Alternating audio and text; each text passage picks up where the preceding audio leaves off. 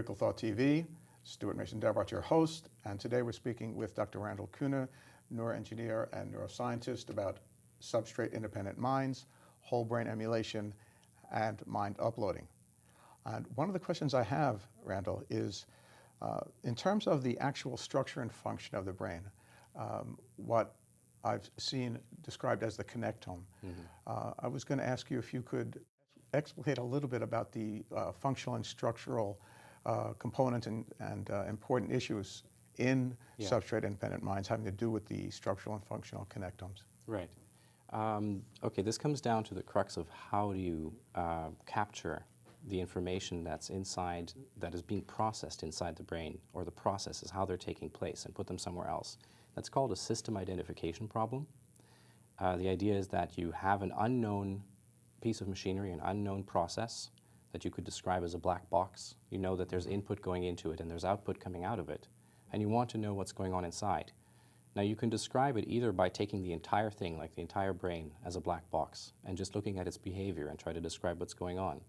If you do that, then you have a massively complicated system, and you'd have to run it through so many possible input combinations to get any idea of what's going on inside that's not reasonable. That's why you try to break it up into smaller pieces.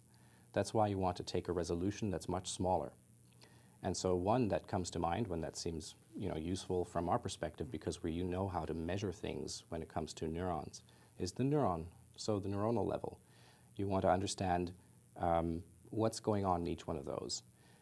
When you look at it as a system identification problem, once you put your black box around that neuron, and that's the element, then you want to describe the function that is carrying out. You want to understand, you characterize this particular neuron, what sort of a function is it producing.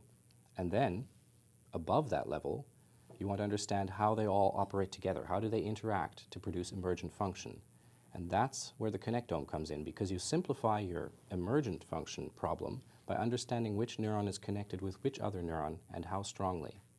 So if I take it correctly, then the whole brain emulation instantiation of substrate independent minds in this capacity has to do with replicating at the most computationally efficient level of scale in terms of structure, and the most reliable measure in terms of function in these two aspects of the connectome. Is that fair? When you use the word measure, that's really the most important part, because the hard problem of whole brain emulation right now is the data acquisition part. So it's how do you get at all this data from all those neurons. There are 86 billion neurons in the human brain. So you can get a lot about the structure by looking at it. So if you take electron microscope slices of the brain and you stack them all up, you can reproduce the spatial, you can reconstruct the spatial brain. You can get an idea of what's connected with what. But you also need to know what's going on in each one of those elements. That's how you make your system identification problem so easy that you can correct any of the parameters from that spatial model you've created and produce something that works. If you don't do it that way, it is too difficult. It's computationally intractable at the moment. So that would be analogous, if I'm understanding you, to looking at an integrated circuit and knowing what some of the behaviors are, some of the voltages, the current flows, without having to really worry about quantum tunneling, for example. Right, because sure, there are these transistors, they use quantum tunneling, but that's really not the crux of the matter. The point there is that you've got things that you define as 1 and 0, different voltages, 0 and 5 volt, for example, or 0 and 3 volt. And you just want to know at every moment, at every clock tick in that system, what are the zeros and what are the ones, and how are they connected? So how can they influence one another? That's what you want to know in an integrated circuit. In a brain, it's a similar system. What really affects everything is the spikes. It's these times when the neurons fire, spike timing. That's what the currency of the brain is really. That is what determines when memories get laid down. So if two neurons spike close together in time, then the connection between them gets strengthened. That's where you put a memory. Right. And the same thing in terms of controlling muscles. So when we control muscles, like when I'm speaking right now, I'm controlling the muscles because the neurons, the motor neurons, are spiking. The spikes of the neurons control the muscles, controls my interaction with the universe around me.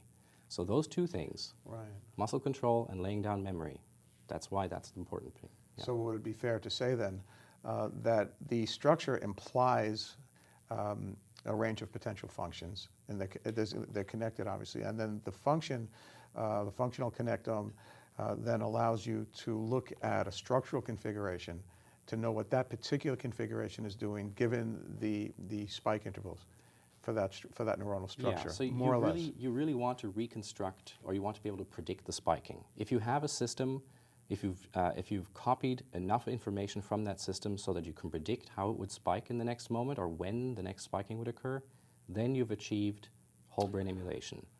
And what you need for that is the structure about how things connect, so which functions they can carry out, and the functional characterization within the neuron itself. Very good. That's very clear.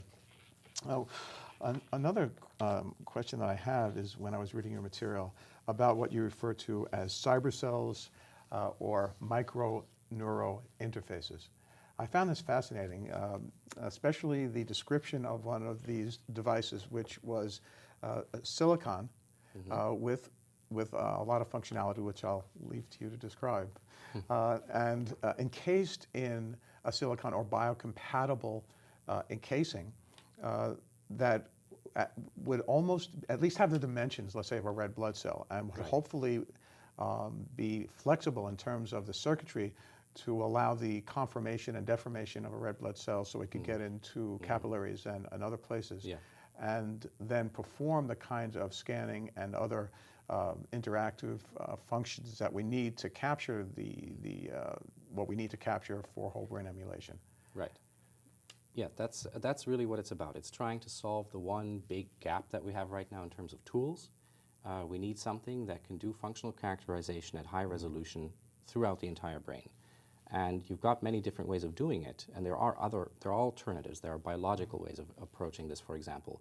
Right. But the advantage of having this integrated circuit technology, that cyber cell or micro-neuro interface, is that we really know how to work with integrated circuits. We're experts at building hierarchies and systems with them, communication, getting them to do exactly what we want without too much searching around in the space of possibilities. So we're good at engineering them. And we can make them very small. These days, if you want to put transistors on something that is the size of a red blood cell, you can easily put on there as many transistors as you need for either one of the old Intel CPUs, one of the early ones, or say the guidance system of a cruise missile can fit on that. So there's plenty of room to engineer a useful system. So then that means, before we move on to the next topic, that we don't necessarily have to or even want to resort to or employ nanostructural devices because of the difficulty in constructing them in a way that they do what we want them to do reliably. Is that a fair statement? That's a fair statement. Nanotechnology has always been heralded as basically the technology to go to when something becomes really, really hard. And yes, it's like it's the ultimate thing you'd like to have. You'd like to have little nanorobots sitting in your brain next to every neuron and doing whatever you need them to do.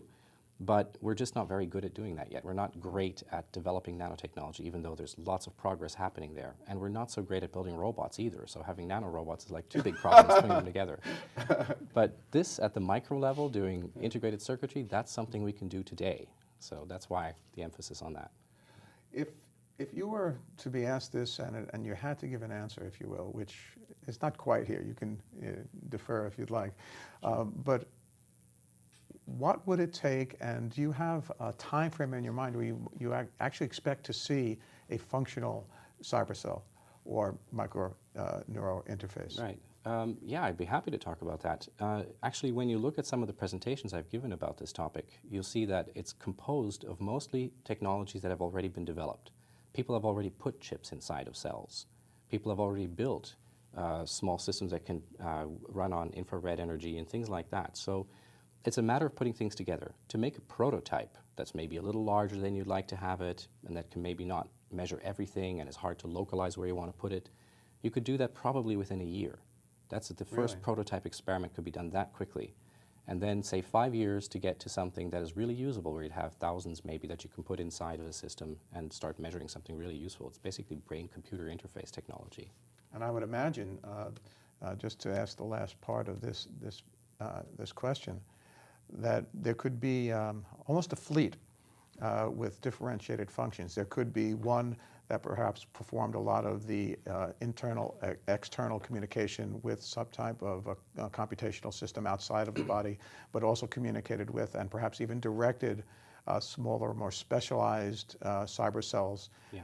And so they would have their own, it would almost be like a shadow network. Yes. With its Yeah. own emergent properties that would, interrogate and communicate and measure the properties of our own biological neural network, communicate that to a more powerful exogenous host, which could then feed back corrective direction to the leader, something like that. Of the idea. That's why it's so attractive, because this is built on a system where we can easily do that sort of thing. Hierarchical systems, communication, specialization between different things, like we have different components of our computing systems right now.